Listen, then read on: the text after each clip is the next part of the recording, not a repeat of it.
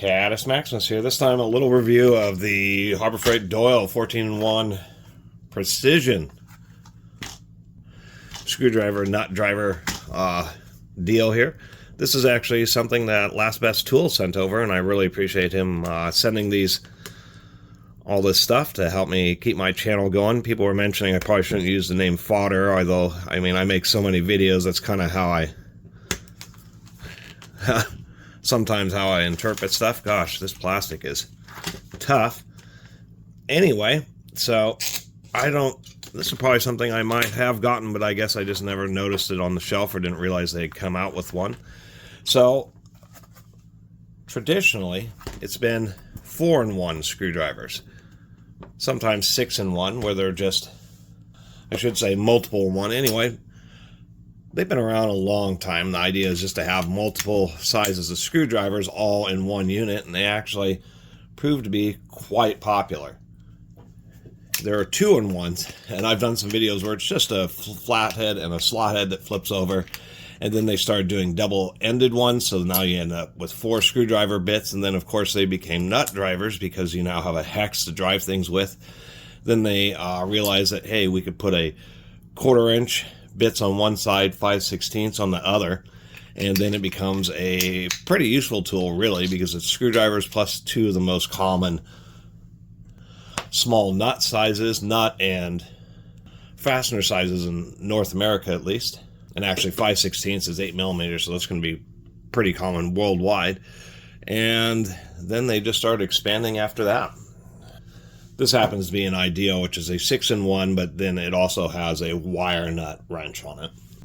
People who buy this are going to really love getting all those bits out of this packaging. Very hard blister, very stiff blister packaging. I mean, you could almost stand on that. Super thick cardboard. It's just going to be fun to open up. So, it is a 14-in-1. We do have a spinner cap. And to tell you the truth, it's actually pretty smooth, so I'll give them credit for that. Acetate handle, steel insert, and a TPU overmold. Even says 14-in-1 on the back, kind of interesting texturing. I don't mind this little flare here just because it does allow you to have a little bit better grip on it and maybe even drop it a little bit less. So it's a 14-in-1, and how that's working is we have 8 screwdriver tips there, and then we have a variety of nut drivers. So these are also made in more larger or full-size versions. And so we have 8 there, and we have 6 different nut driver versions. This is a nested, and as much variety as one of these nested styles offers, I think one of the issues is it's just, well, there's 2 issues with all, multi-bit in one type screwdrivers is finding replacement tips and bits. You can hunt them down on Amazon, but it can be a hassle. And that's one issue. The second one is ever losing something. If you ever lose like one of these sub adapters, then basically half the screwdriver is now missing. We do actually have laser etching for the nut drivers. Quite a few different sizes. 9/64, 5/32, 3/16, 7/32, 1/4-inch, and 5/16. And I'm trying to figure out, I was trying to figure it out. Now this is going to make it even more complicated. So I was trying to figure out what was going on here because I was thinking maybe it was a 15-in-1. The 5/16 is actually just a screwdriver handle itself. There is a hex cut into that so that you can drive those 8mm fasteners. The smallest of these adapters, the 9/64, uses 2 of the same size bits. And so we'll put both of those in there. The larger adapter, and what makes this more complicated, is there's actually 3 different sizes here. There's the 9/64, there's the 3/16, and then there's the 5/32. And so on each end of this sub adapter, there is actually 2 different size bits, 3 in total, which does make things just a little bit more complicated here.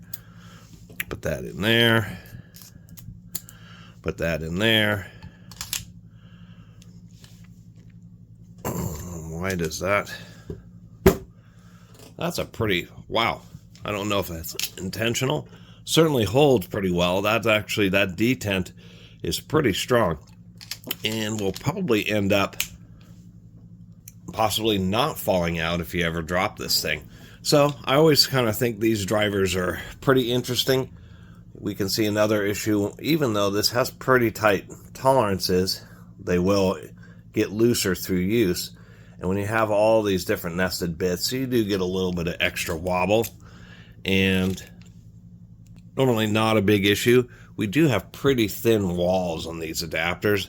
And so inevitably with screwdrivers, even precision ones, which you loosen something, some electronic thing that you're trying to take apart, oftentimes you use the screwdriver as a prying tool, and you'd want to be pretty careful with that. This seems to be wearing in just a little bit here. I can see now what we have here is little holes drilled so that it retains the centerpiece more securely, which is explaining why it's so difficult to pull out. So not a lot else to say about it besides that you get 2 different Phillips, 2 different flatheads, and 4 different torque sizes. They are indeed security compatible. We have a T7, T8, T10, and T15. So those are going to be some of the most common sizes. And I do appreciate that. And I do appreciate that they were at least wise enough to include them being security, pin and socket style. So not a lot else to say about it. For a normal shelf price of $13, it's actually reasonably priced. I think the biggest kind of critique I'd have about it, I would have preferred, when it comes to I guess it's debatable, but you tend to use Phillips and Phillips the most and flatheads, although torques are becoming nearly as common in many electronic products. But the thicker body, I guess I should say the larger 9/32 shank has been reserved for the Torx bits, and the smaller one, the 9/64, is being used for the Phillips and flatheads, and I think I would have preferred it to be the other way around. And I'm looking here, and actually surprisingly enough, even though these are super tiny, they are indeed stamping the sizes. And I think that's kind of funny that they do that, because you would need a magnifying glass to actually be able to read that. Not like you're going to be reading it anyway, you're just going to be trying the bits until you find the one that actually ends up fitting properly. The second criticism, I'm just realizing that now, just heat-treated bits for added durability. There's so many bits now that Harbor Freight that are S2 steel. S2 is really becoming like one of the, kind of like D2 steel is for high-grade pocket knives. S2 steel is kind of the same thing for screwdriver bits. And even the Pittsburgh, Torx, quarter-inch Torx bits are S2 steel. Would have liked to seen S2 steel on this, even if it cost a couple dollars more. Anyway, really appreciate you all watching, and last best tool for sending this over. See you next time.